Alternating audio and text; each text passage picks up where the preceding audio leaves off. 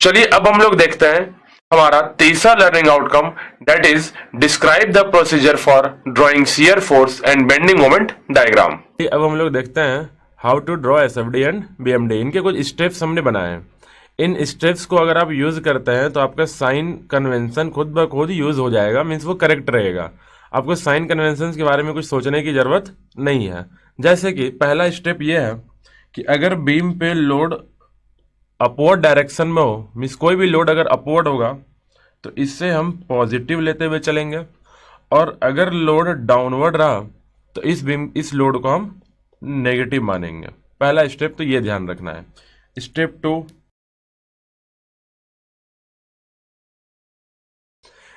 To ये है कि चाहे वो कैंटिलीवर बीम हो, सिंपली सपोर्टेड बीम हो और ओवरहैंगिंग बीम हो, किसी भी टाइप का बीम हो, हम लोग शियर फोर्स का कैलकुलेशन जब करेंगे वो हमेशा लेफ्ट टू राइट करेंगे। जैसे अगर एक कैंटिलीवर बीम कुछ ऐसा हो,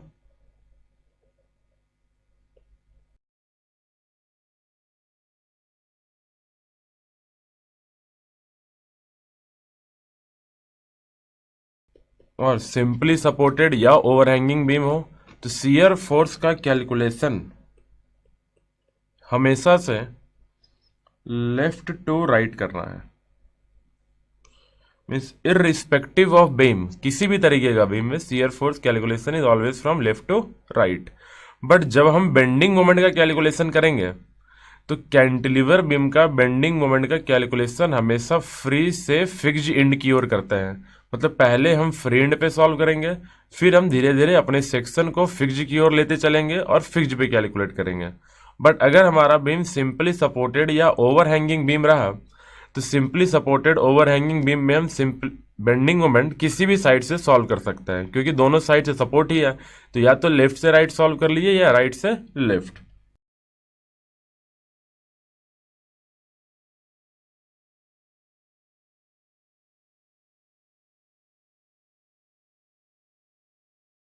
तो इन कैंटिलीवर बीम में बेंडिंग मोमेंट लेफ्ट से राइट, और सिंपली सपोर्टेड बीम में बेंडिंग मोमेंट हम लेफ्ट से राइट भी सॉल्व कर सकते हैं और राइट से लेफ्ट भी सॉल्व करते हैं। ठीक है, अब देखते हैं स्टेप 3।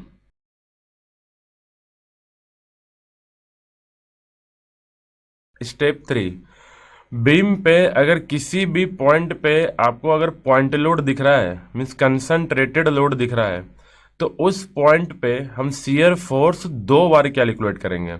जैसे कि अगर मैं एग्जांपल शो करें, अगर एक बीम है, बीम पे हमने अगर एक पॉइंट लोड दे दिया W, कुछ इस तरीके से, तो इस पॉइंट पे लेट ये बी पॉइंट, इस पॉइंट का अगर आप शियर फोर्स कैलकुलेट करना चाहते हैं तो इस पॉइंट पे शियर फोर्स का कैलकुलेशन 2 टाइम्स होगा। तो 2 टाइम्स कैसे होगा?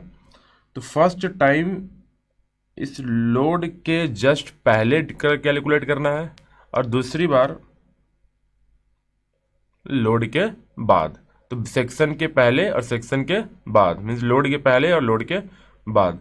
और अगर सेम काम अगर बीम के लिए बेंडिंग मोमेंट कैलकुलेशन कर रहे हैं तो अगर बेंडिंग मोमेंट कैलकुलेशन के टाइम पे बीम पे किसी भी पॉइंट पे अगर वो कंसंट्रेटेड कपल दिख जाए, जैसे कि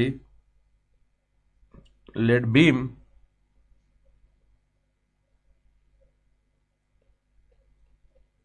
इस पॉइंट पे कंसंट्रेटेड कपल है, तो हमें जब बेंडिंग मोमेंट कैलकुलेशन करना है तो इस कपल के पहले और फिर कपल के बाद। ठीक है, तो पॉइंट लोड के लिए शियर फोर्स 2 टाइम्स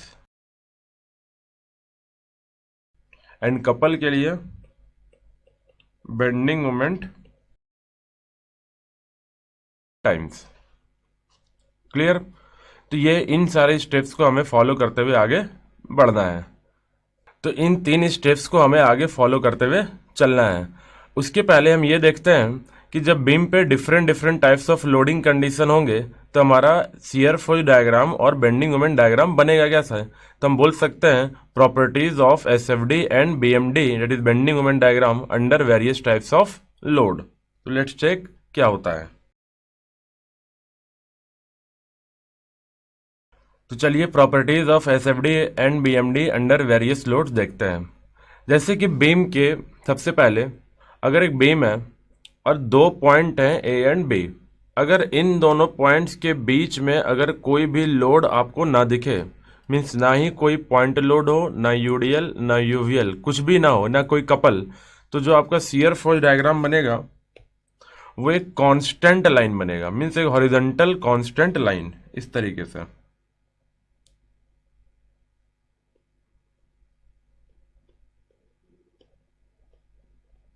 कांस्टेंट। और अगर बेंडिंग मोमेंट डायग्राम उसी बीच में देखें कि जब लोड नहीं था, तो उस रीजन में आपका बेंडिंग मोमेंट डायग्राम एक इंक्लाइंड स्ट्रेट लाइन आएगा, एक इंक्लाइंड स्ट्रेट लाइन।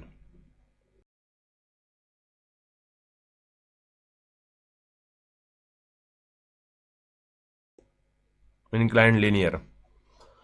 अगर दो पॉइंट्स के बीच में यूडीएल हो, मीन्स सारे पॉइंट्स पे लोड अगर बराबर डब्ल्यू कहा जाए यूडीएल, तो ऐसे कंडीशन में जो हमारा शियर फोर्स डायग्राम बनता है वो लीनियर हो जाता है, लीनियर इंक्लाइंड स्ट्रेट लाइन। और इसी यूडीएल में अगर बेंडिंग मोमेंट डायग्राम देखें तो वो पैराबोलिक नेचर का दिखेगा, पैराबोलिक।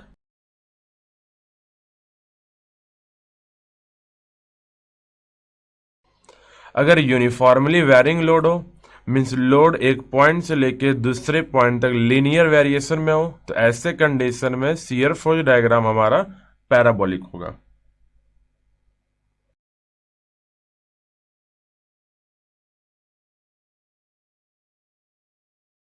और bending moment diagram cubic nature का होगा।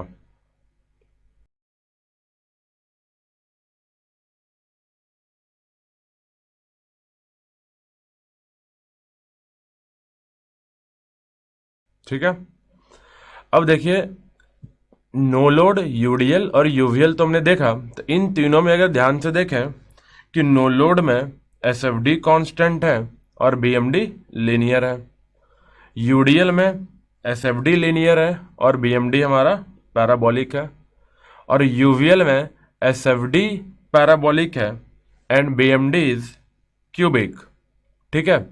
तो मतलब अब पॉइंट लोड और कपल की तरफ चले तो पॉइंट लोड क्या होता है कि सारा का सारा लोड एक पॉइंट पे आ जाए, तो पॉइंट लोड के कारण हमें शियर फोर्स डायग्राम में वर्टिकल चेंज दिखता है, वर्टिकल चेंज कुछ ऐसा।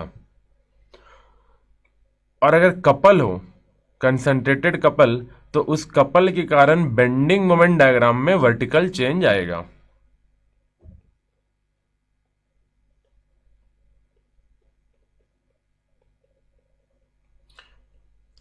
कुछ ये। अब पॉइंट लोड के कारण बेंडिंग मोमेंट डायग्राम में कोई भी चेंजेस नहीं होता है और कपल के कारण शियर फोर्स डायग्राम में कोई भी चेंजेस नहीं होगा। जैसे कि पॉइंट लोड है तो बीएमडी पे नो चेंज और कपल के कारण शियर फोर्स डायग्राम पे नो चेंज। ठीक है। तो इन प्रॉपर्टीज को ध्यान से रखेंगे और ये बहुत ही इंपॉर्टेंट है, ये हमें हेल्प करेगा आगे shear force diagram and bending moment diagram को ड्रॉ करने में। तो चलिए, अभी तक हम लोग प्रॉपर्टीज ऑफ एसएफडी बीएमडी देख ली अंडर वेरियस लोड्स, और उसके पहले हमने स्टेप्स के बारे में देखा था। इसी के साथ हमारा तीसरा लर्निंग आउटकम भी अचीव हो गया है। तो आई होप आप यहां तक समझ गए होंगे। Then we will have a knowledge check.